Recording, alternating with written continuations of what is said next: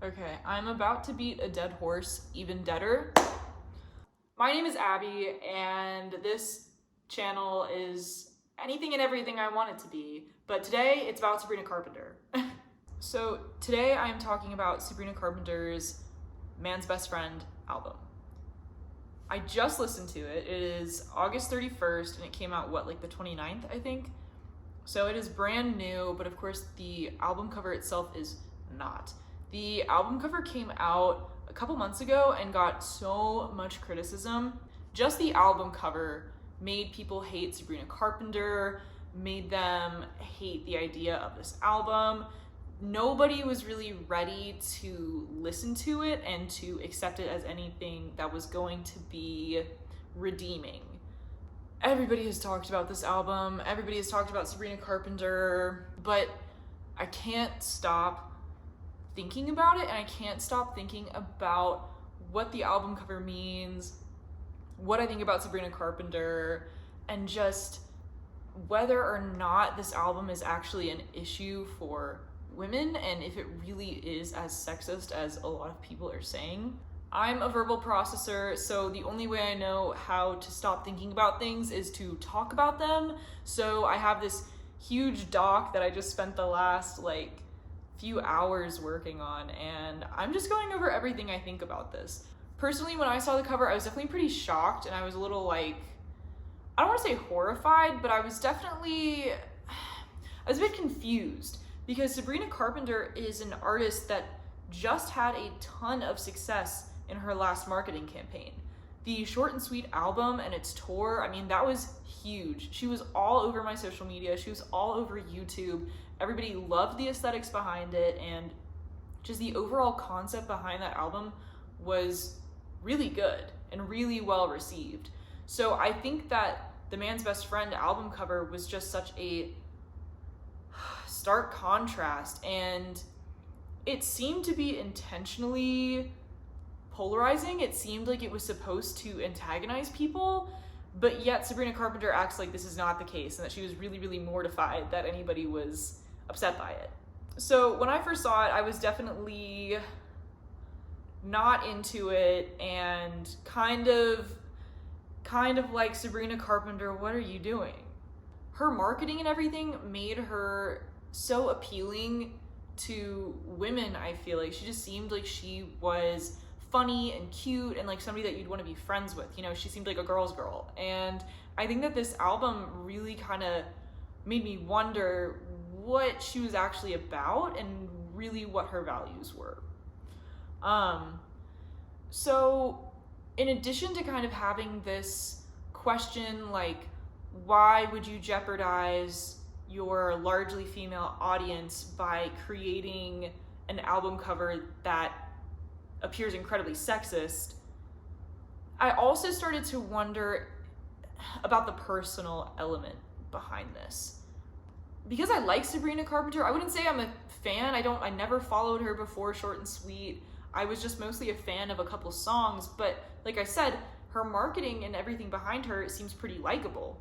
So as somebody who feels like they liked her, I was definitely giving her the benefit of the doubt, and I was thinking about how this album might be misunderstood by everybody who was criticizing it.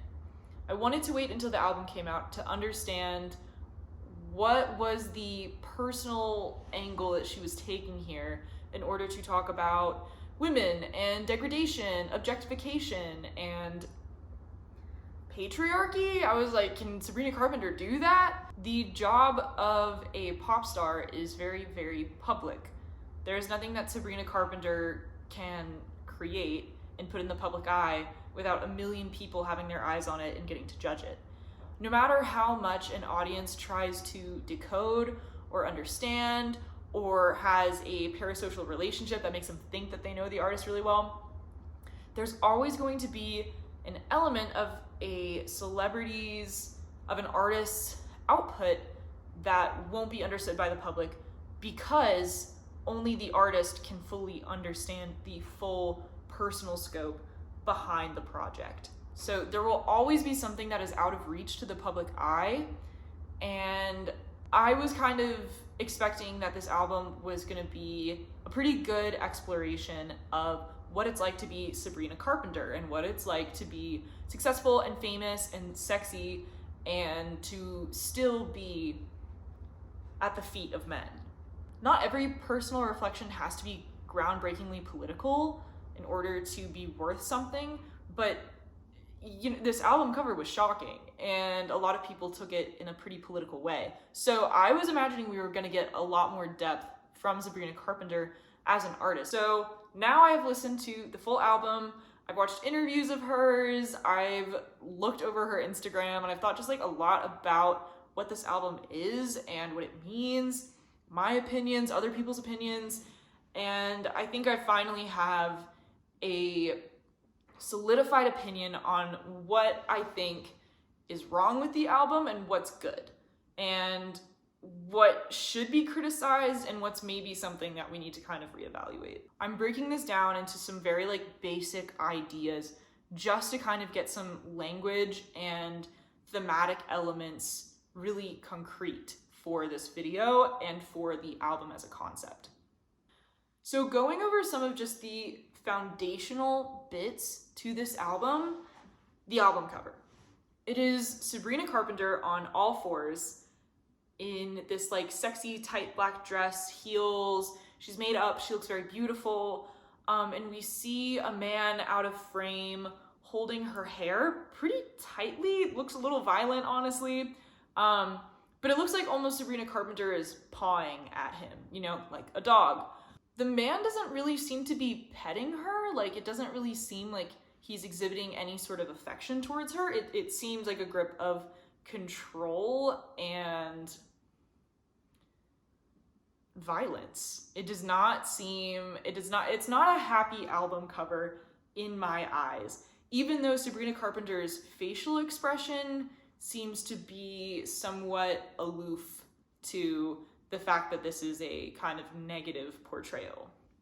So obviously within this album cover, Sabrina is playing the role of man's best friend. Man's best friend is, of course, a dog. So Sabrina is likening herself to a dog, to this social idea of what it means to be man's best friend, and what that is an animal. It's something that is not human. It's an animal that is obedient and willing to listen and behave. Maybe cute, but the other main word that came to mind when I thought of this was domesticated. Domesticated and obedient. Those were the two words that kind of were really striking a parallel between women's role and a dog's role. Ugh. So obviously then in that case, the album cover is depicting this narrative that a man has control over Sabrina, a dog, and Sabrina as the dog is willing to allow this control, is obedient and follows her master, follows this man, and allows herself to take on a subhuman form, a submissive form, in order to appease and have companionship.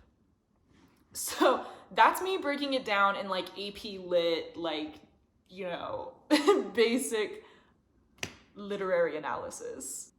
Okay, immediately, this album cover reminded me of the movie Spinal Tap. I have like memories from this movie and I can't find the exact image that I was thinking of when it first kind of came to me when I was making this video. The image that I'm imagining in my head either just doesn't exist and I made it up in my brain, or I'm really bad at using the internet and I just can't find it. There is an image that is associated with the movie that's not what I was thinking of, but still gets into this idea. So in Spinal Tap, it's a parody. It's a comedic parody of a rock group, and one of the bits in the movie is they have this album cover where a woman is in a very degrading position. I remember the line, like, an interviewer going and saying, like, people are worried that your album is sexist. And then one of the rock bandmates is like, well, what's wrong with being a little sexy? And I just thought, like, that's exactly what came to mind with the Sabrina Carpenter album. Like, people think this is sexist. Like, well, I think it's sexy. The thing that I'm talking about in Spinal Tap is it's an album cover where a woman has a dog collar, she's being held on a leash, and a man is making her sniff a glove. And obviously that's much more explicit and really leaning into this objectification and portrayal of women as like a dog and as something so submissive and subhuman to men. Of course, it's very sexualized. It's just very kind of nasty, right? I feel like it's definitely not a good sign that that was the first thing I thought of when I saw Sabrina Carpenter's album. But obviously it's different, right? Because in that movie, first of all, it's fictional. But second, it's a group of men who create the album and who don't see the problem with it and who want to portray women in this sexualized, degrading way. How different is it then when Sabrina Carpenter decides to engage in this act of degradation for herself and chooses to objectify herself, chooses to take on a narrative that appears sexist? So obviously, when a woman is objectifying herself, I think it is entirely different from when a man is objectifying a woman. Duh. Because when a man does it, there's no perspective and there's no empathy, and it just comes across as this ownership and honestly just like a cruel mocking of like women's position in society. So what does it mean then when Sabrina Carpenter does it, when she's mocking herself and she's claiming ownership over this position, this degraded position? This is kind of a larger conversation that has been going on for like, I don't know, like the last few years, honestly. I feel like basically ever since TikTok started dominating the social sphere, this conversation about like, can women objectify themselves? What is proper objectification? Like, I just feel like there has been a question in our society as of late, like, what kind of sexual acts, sexual identities can women take on without it crossing this line of being just entirely degrading and entirely subservient to male-dominated power roles? And I think it's a really big problem too, because it's like we can't even look at a woman who is engaging in her sexuality without pointing a finger and villainizing her and making her enter into this whole conversation about gender politics and patriarchy. I think that we are so used to living in a society that has, for hundreds of years, thousands of years, allowed the mistreatment of women and prioritized women's bodies and women's sexuality as being entirely for reproduction and motherhood, that we are to the point where we can't see women's sexual behavior as just an innate human behavior. It's really annoying, and I think it's really belittling to any woman who wants to just express herself, show herself, be sexual, and then have to be told that she is being a bad woman or that she is allowing the further mistreatment of her gender. At the same time, being a woman and sexualizing yourself or objectifying yourself doesn't excuse you from engaging in patriarchy. You can fully do something as a woman and have it be incredibly harmful for yourself or other women. Women's sexuality doesn't exist in a vacuum because our society has I'm using so many like gender, sexuality, and women's studies words right now. Our society has perpetuated, basically, our society has allowed the mistreatment of women, has condoned it, has glorified it, and we just view women in an incredibly sexualized manner, period.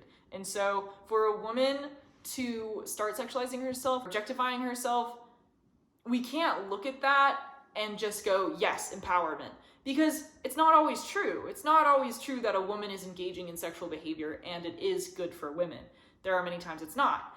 I think about Bonnie Blue, who is a sex worker who is known for her outrageous stunts and kind of politically incorrect behavior. If you don't know who she is, I mean, you can look her up. I don't really know what that's gonna do to your search history, you know? But she is an example of a woman who objectifies herself, sexualizes herself, and it is harmful.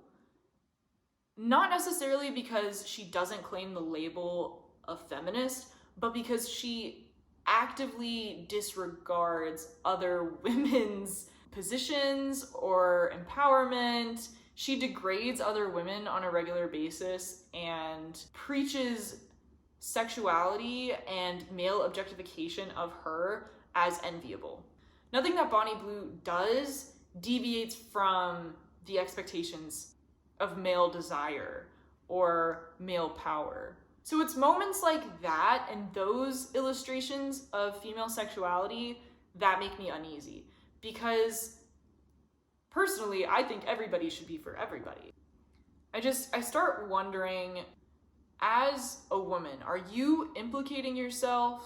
Are you implicating yourself in this conversation about women's objectification in order to stand with other women, create a conversation around it, or are you just furthering your own personal agenda and seeking profit? Those are definitely more shallow ways of existing, although I can't, of course, tell an individual that they can or can't do something when it's perfectly within legal bounds. I can still judge the ethics and have an opinion. So within this conversation of women objectifying themselves, women sexualizing themselves, when they can, when they can't, when does it get gross and bad, there's a lot of nuance to it. Like, you can't really just say yes or no. It's really about, I think, the authenticity and the meaning behind it. I think it's largely about, where do you stand with other women, with other people, with our planet, within the larger scale of how our society functions. I think it's a lot about, like, what does your act mean? What does it stand for? Not everybody is intrinsically political, and not everybody who has a platform wants to be political. Basically, it's just, are you trying to help women, help our society move away from systems that are actively harming us, especially women and other marginalized communities? Or are you just doing what's good for you in spite of everybody else? And so I start to ask this with Sabrina Carpenter's album cover, because like I said, when I first saw it, I was definitely like, is this for the girls? Or is this another grab at just like making profit from being objectified and from appealing to a male gaze or appealing to male standards of how a female artist should act? Although the imagery of this album cover is not nearly as explicit as the imagery that was in Spinal Tap's, you know, she's still likening herself to a dog. But it is interesting because, honestly, if I saw this album cover, I wouldn't necessarily think that she is playing the role of a dog. Yes, she's on all fours, but there's really nothing else in this picture to signify that she's man's best friend. Yes, she is being subservient to a man. Yes, she is looking willing to do so. But the actual image on the cover is contextualized with the title of the album itself. Sabrina Carpenter herself says that she thinks that the album cover and the title are perfect for the album. She thinks that it is a great representation of what the album stands for, the meaning behind it, and the overall just concept. And she had said that people who were looking at this album cover without having listened to the track list just were not going to be able to fully judge it and give a full opinion on what the cover was doing. So I listened to the whole album, and I was expecting to see the concept really fully come to life. I guess I imagined songs about dogs or being in the doghouse, or, you know, Sabrina Carpenter is a pretty witty and like comedic person, so I was really imagining more of a play on that. But it's kind of funny, like, I didn't really see much of that at all. First off, like, outside of the ethics of this album, I thought the album itself was just kind of like, you know? It was a little bit boring. It wasn't overly original. It sounds like basically everything else that she's created, except there was none of that Me Espresso. And okay, like, no artist can recreate what Espresso was. I think we all have to give that up, but it was still disappointing because there wasn't one song on this album that I was just like, wow, this one's great. But basically this album just seems like the exact same thing that Short and Sweet was. It's a recounting of love and heartache and kind of pitiful ways that Sabrina Carpenter will act for love, all while doing so in a kind of vulgar and comedic tone. So I think her style as an artist is unique. I just don't think that this album really was.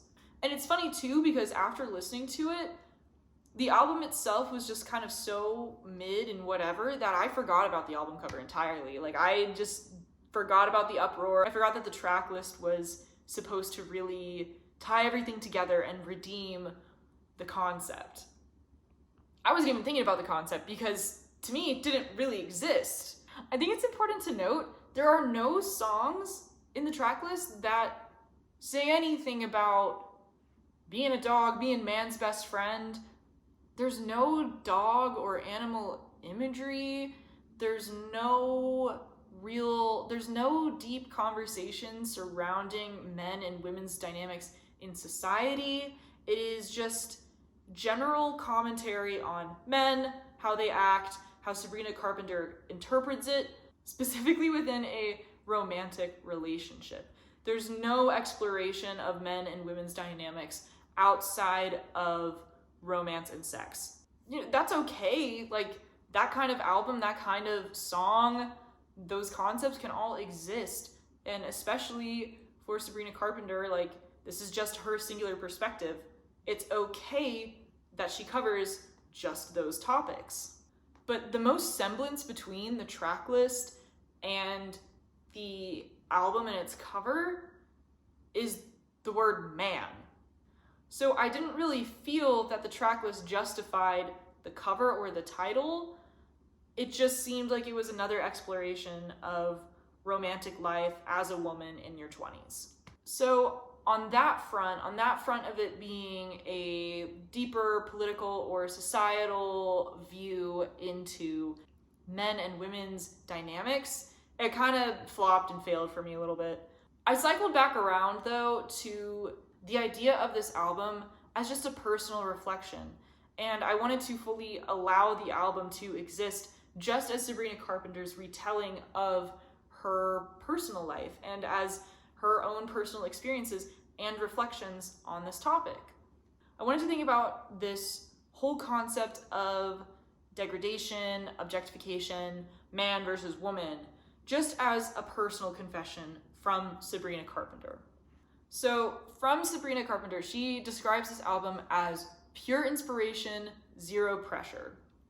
It is a party for heartbreak, a celebration of disappointment. Most importantly, from her commentary, she says it's about how loyalty and love don't get you too far in your romantic relationships as a woman loving a man.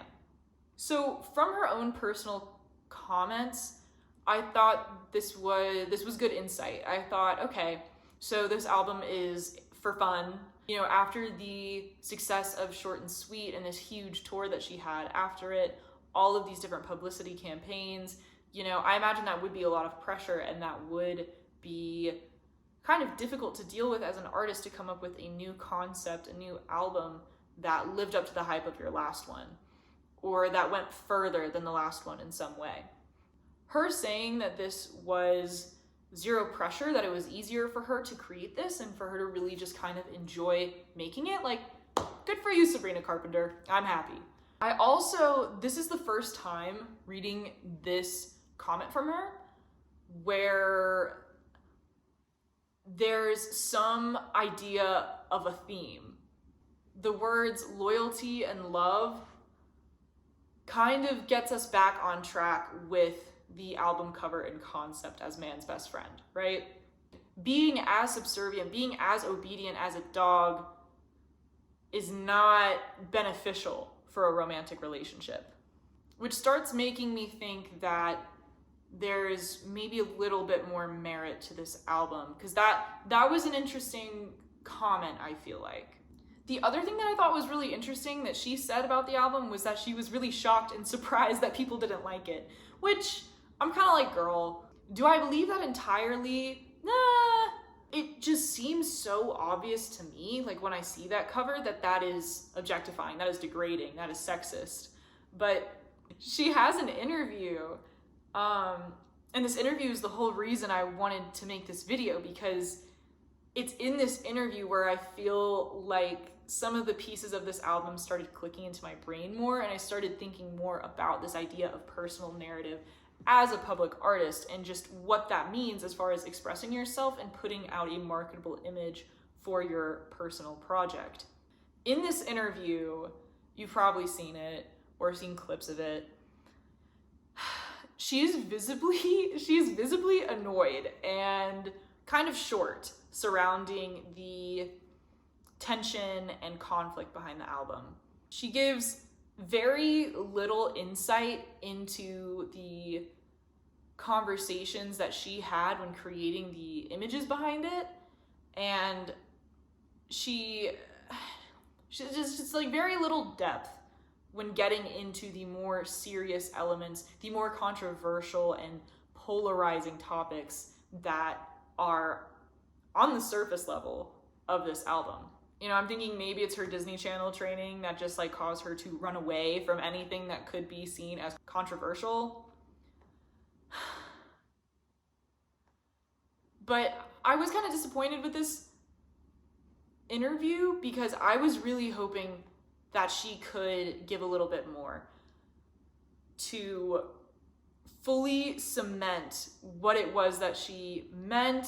I do think it's important as a public artist, you can maintain the personal interpretation and the messaging and the meaning behind whatever it is that you create. But when people are looking at you going like, this is really bad for women, this puts a lot of women who have been in bad sexual situations, bad abusive situations, it puts them in a very weird state when they look at you like, what do you have to say about that? I think she should have said more than people need to touch grass or get outside or do more. You know, that's definitely disappointing. Both her unwillingness to really explore the concepts in this album and the very little that she did say gave me some interesting insight, I feel. The first thing is her confusion over the uproar of the album. Like, I can't even like say that without like laughing. I'm like, what? Two, her idea that the comedic tone and lighthearted messaging behind the album was just entirely missed by the audience. I think you could say that her acting like she was so surprised over the uproar is really just her being frustrated that she wasn't immediately praised for this work after being so successful and well received from Short and Sweet. But I'm giving her the benefit of the doubt, and I'm saying that this communicates a little bit more. I think she felt she wasn't afforded the same leniency to talk about a like messier topic for women, a very unwoke topic for women, you know, this idea of being willingly subservient to men. I think she maybe felt a bit criticized and belittled to not be able to talk about this and to be assumed to have intelligence or agency and intention behind this project and the underlying narratives around it. I think that she can be frustrated about that, but I also think it's like, yes, the album cover is offensive. Yes, it looks sexist. But yeah, maybe she was fully 100% aware of that and hoping that everybody else would see the kind of comedic tone she's established throughout the rest of her career and understand that she's getting at something that is entirely personal and not general. In response to the comment I made about her not really thinking about the imagery behind this album.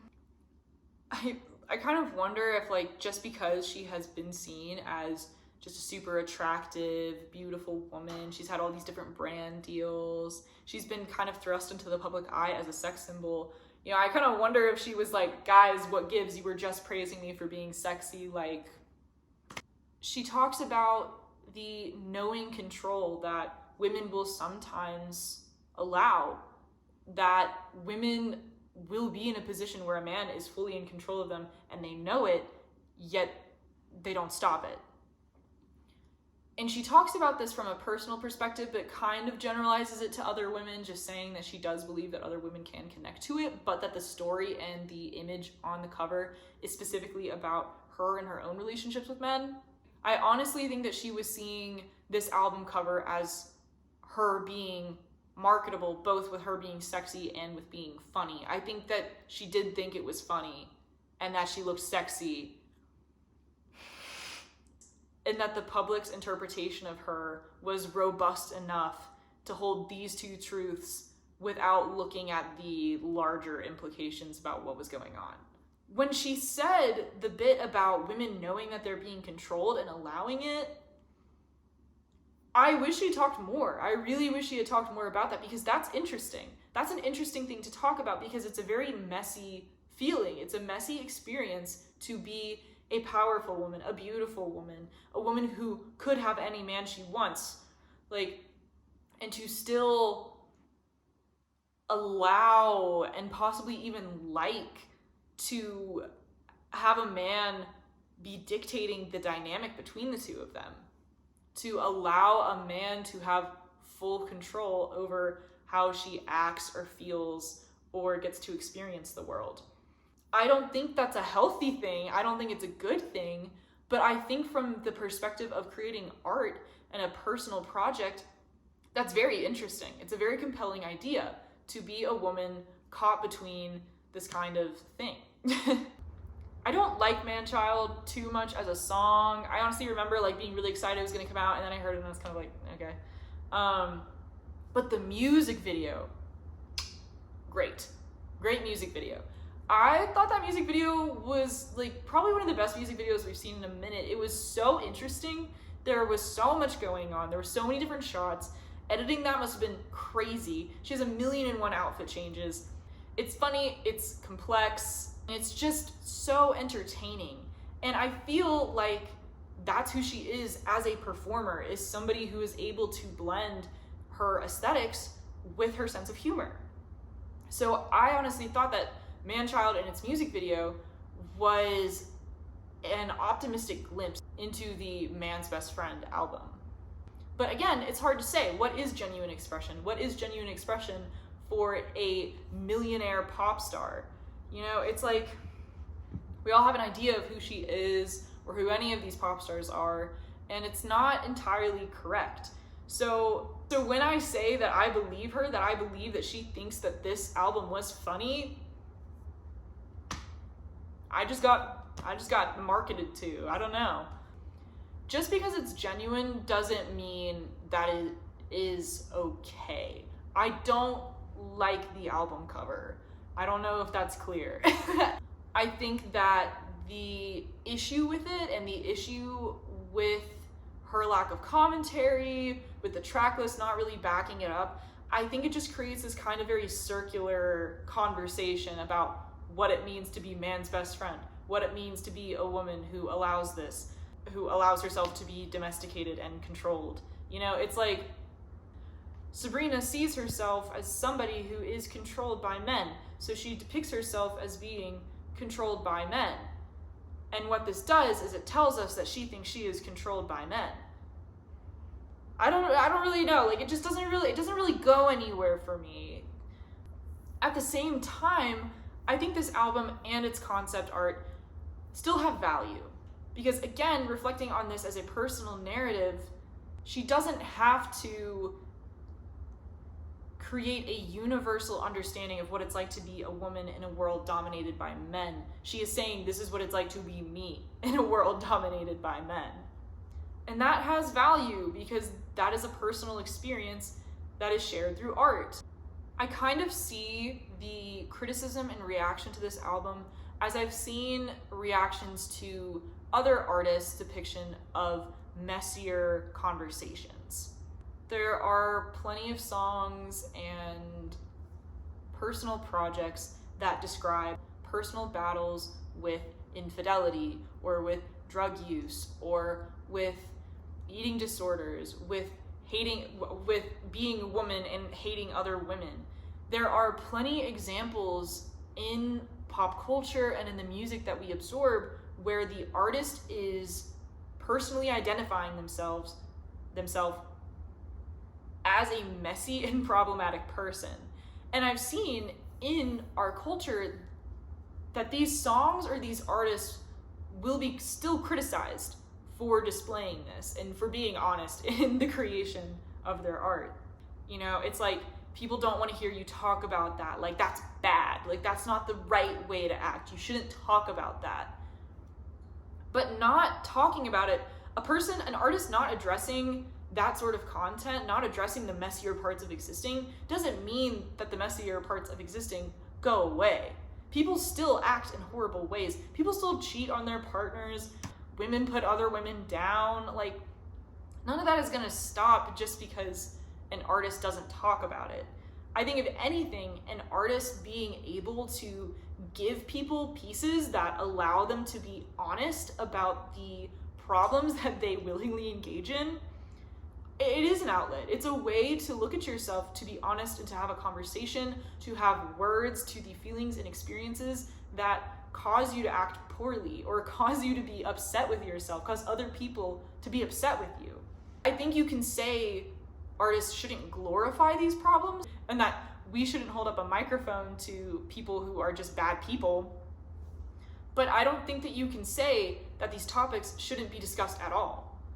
You know, an artist has no control over if you change yourself, if you engage in the behavior or not. And they're an artist, like, they make money to make music. I would rather an artist make money off of something authentic than something that's a bunch of BS, you know? So that's kind of what I'm seeing with this album. I see it as not a great depiction, honestly, but an honest one. I think Sabrina Carpenter fully believed that she accomplished what it was that she set out to do with the track list, with the cover, with the overall concept of this album. And I think knowing that, whether it's real or what, like, maybe it's not real, maybe it is, whatever, I do believe that there is authenticity in this album and that there is something genuinely spoken in what she's saying. You know, there's no depiction of power in any of these songs. There are no moments where she seems like a confident heroine. She seems, heroine? Heroine. She talks about substance abuse. She talks about using sex to heal herself. She talks about being disrespected and allowing it. She talks about toxic and negative relationships. You know, I don't think she does it in the deepest, most profound way, but she's shedding light on a messy problem that probably a lot of women experience. I think Sabrina Carpenter likening herself to a dog could potentially cause other women to go, oh, I do that, and to maybe think a little bit more critically about it. Not everybody is understanding feminism at level 3000 the way that a lot of liberal arts college students wish that they would. It's like, it's very complicated to be a woman in the 21st century. It's very difficult to go about your day and not be hypocritical in some way to your feminist teachings. I think that this album has merit in the sense that it gives a moment to the messiness of being a powerful, attractive woman who either doesn't recognize or doesn't allow herself to engage in this power and instead trades it for affirmation and validation from men. Whether or not it lives out or if it becomes something that is burned and short-lived. Honestly, I think that this experience is much more, I think it's much more complicated, much messier than what Sabrina Carpenter actually gets into. Like I said, I feel like this album itself is just pretty generic. It's pretty bland. It feels like basically everything else that she's created. And to me, that's why everybody still has such issue with this album, is because the track list is not holding up to the very deep and serious look that the cover is creating. I think Sabrina could have depicted herself in this way and it would have been okay, but the kind of minimal amount of direction and agency that she's able to get her audience to consider just sells it short and really makes the overall tone come across much more harmful than I think it should have.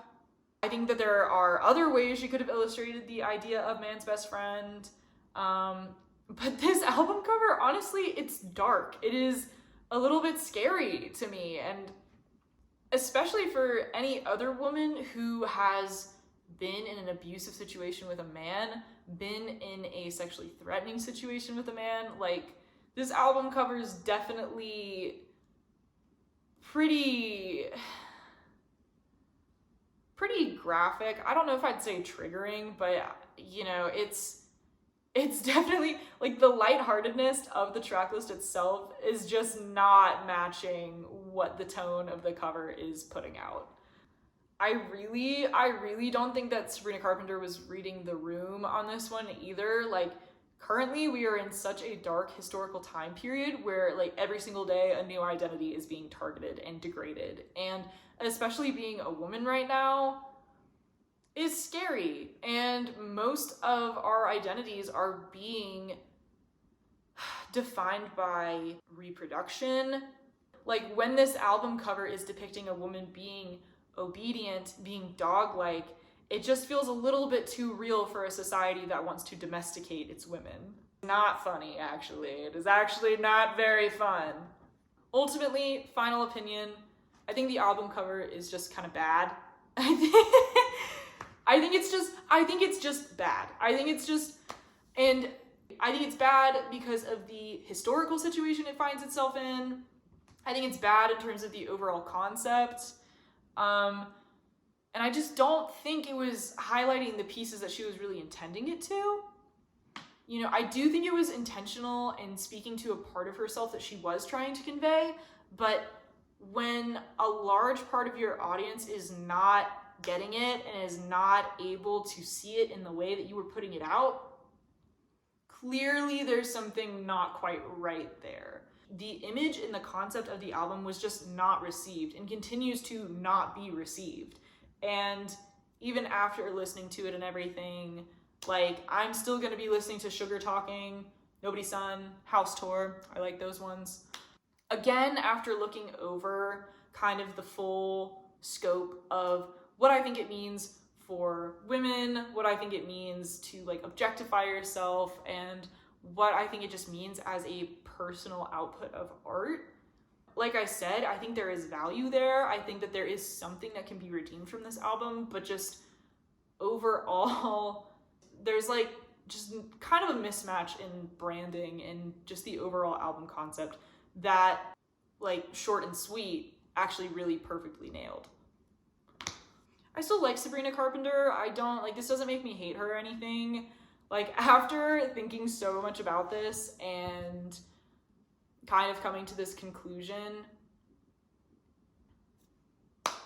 I'm glad to have thought about it. I'm glad to have taken a moment to really know what it means for me personally. You don't have to agree with me. I don't really know what other people think about it. I'd love to know what you think about it, if you agree with me or not. You don't have to, it's my opinion.